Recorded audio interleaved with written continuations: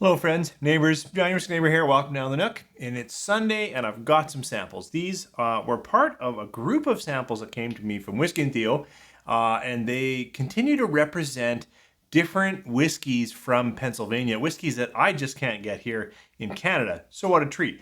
I've got a sample of Wigle Bourbon, I believe from Philadelphia, and then I've got a sample of Bluebird from Phoenixville.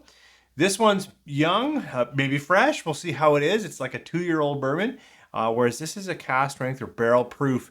And this one's got some age. It's got 8 years on it. So this will be an interesting sample comparison. I just dumped them out a few minutes ago. I'm letting them breathe. So if you've got any bourbon, anything, from Pennsylvania, be even better. Either of these, Wigle or Bluebird, why don't you pour that and see if any of our notes align. If not, pour a dram, relax. It's summer, and come on back. 3, 4.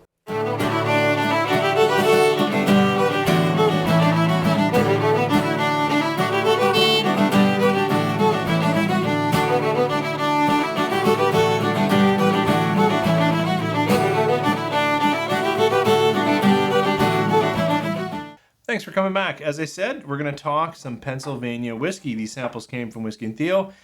Thank you so much. I haven't had them. They have been opening for a bit. And the first one is this Wigle Bourbon. Wigle Bourbon is right in Philadelphia. At least that's what their website said.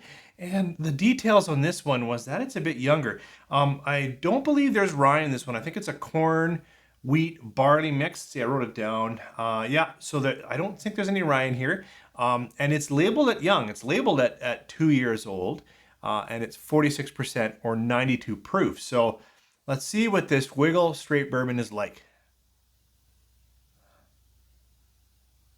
That's interesting because, at first you get a little whiff of vanilla from some nice new oak, and I was about to run down the typical bourbon, but there is something different about the spicing here. Yeah, something very different about the oak, like a graham cracker or something almost darker.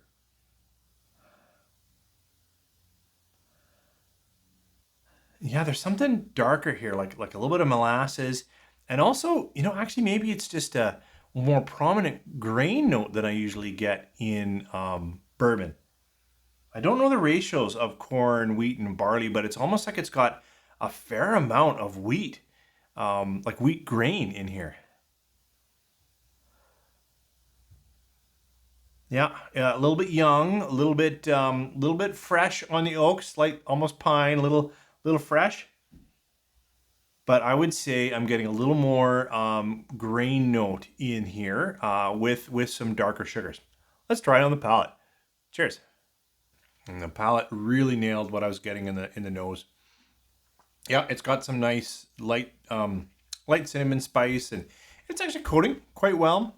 A little bit caramels and vanillas, but it is fresh, young. It's distillate forward, grain forward. Whether that's because there's a lot of wheat and barley in there, I don't know, because corn usually doesn't come grain forward like this for my palate.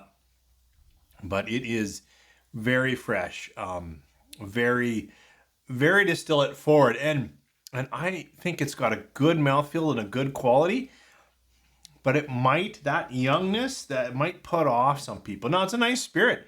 It really is. And it's got good flavors. It's certainly making my mouth water a little bit, which is good. So it's got some nice sugars in there as well. That's usually what I relate to, some sugars going on.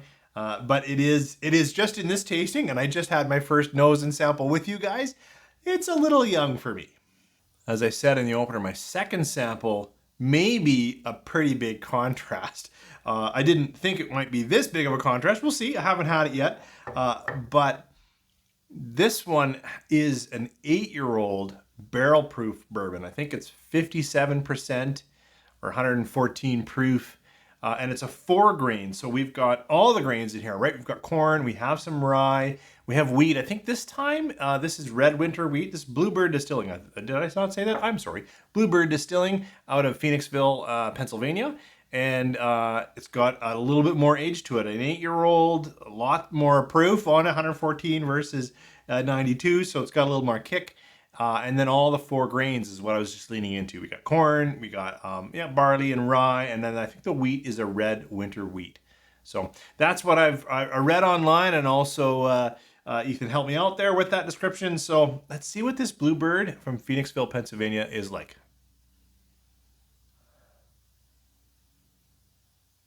Well, it's a very different nose. This is more caramel forward, more cinnamon.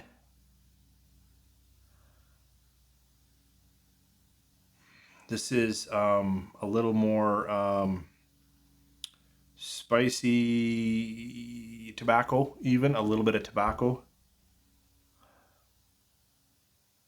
Yeah, and then a darker spice palette, and even the cinnamon, maybe a little bit of savory. It's not quite a savory clove, but something like that going on. So this one, after the palate really confirmed, it really spoke into its grain nature. This is speaking more into darker oak, older oak, right away on the nose. Let's give it a taste. Cheers. Some Bluebird. That is some good bourbon. Of course, it's significantly stronger than this, but it's interesting how even at 57% versus 46, it holds better in my palate. It rolls around much richer. It's got that dark burnt maple syrup, sugar. It's got very nice oils. The spicing here is spicing from oak tannin and maybe a little bit of the the rye spirit or grain nature. There is some spicing. It's got a good hug. This is a good bourbon. No knock against the beginning here of Wigle. Like, this is unique and fun, and I'd love to go out and have a dram of that. But this is significantly richer, like really nice. I don't think I've seen Bluebird up here in Alberta, Canada, but if I did, it's only a first taste, but this sample is good. It is rich. It is coating. It's got some of that darker tobacco, not chocolate, but some cooked, not nutty for peanut butter, but some cooked sugars, browned, darked, a little bit more older oak. Wow, yeah, this one's a good one for me. For the one sip, maybe. Have I only had one? Better have another. Whoop. I'm glad I had that second sip with you guys. It was a lot stronger. Maybe I took a more significant sip, but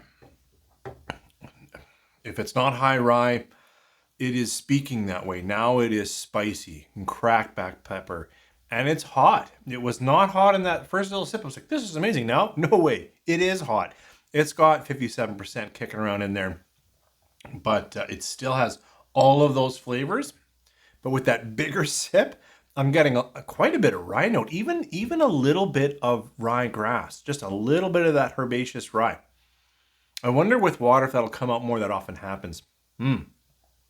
Still, I like high rye bourbons. I'm not taking away my attraction to this simple sample, but I am glad that I had that other sip with you right now, so I can speak to that second layer, or that other layer that, I don't know why. I did clear my palate. The first sip was far not speaking into its 57 and its rye or high rye, but now it feels spicy and peppery and stronger. So, interesting stuff. Thanks again, Whiskey and Theo, for sharing this with me. You're a gentleman for these samples. And thank you guys for coming around and sampling a little bit of Pennsylvania bourbon with me. If you've had Wigle or Bluebird, why don't you share your notes down below? And if you haven't, and they're in your area, if either of these notes sounded like something interesting to you, I'm curious what they cost and if they're available. Just fun to have a bit of conversation around them. Thanks for joining me here this Sunday, and hope you guys have a fantastic week coming up.